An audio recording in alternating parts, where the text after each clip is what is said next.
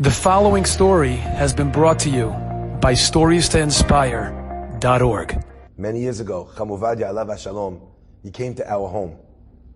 And my mother used to come to us and deal. When he would come to deal, he would come to eat in our home. My parents were close with him. He married my parents. He was my sandak and my brit milah.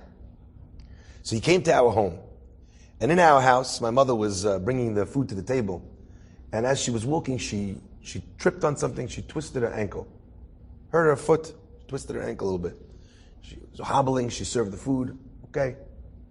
Maybe 10 years later, we went to Israel, and if you remember, his minyan was in the great synagogue. You guys remember when he prayed down in that little room downstairs? So minyan was there, and it was hard for him to see. And there was, if anyone knows, after tefillah, people are yelling, Ovadia, Maran, like, all yelling for his attention.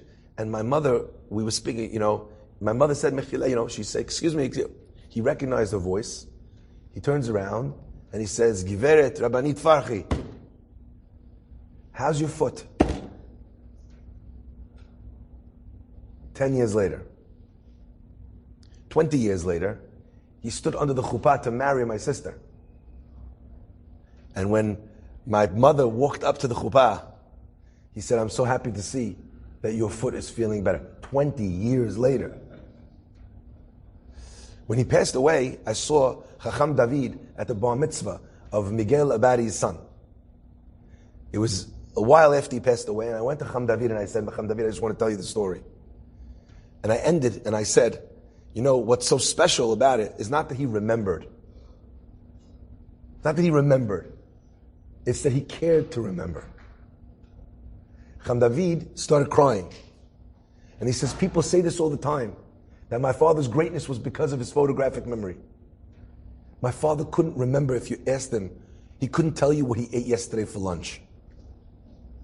You know why he remembered the Torah? True, he was gifted with a blessed memory, because it was so important he couldn't begin to fathom forgetting it.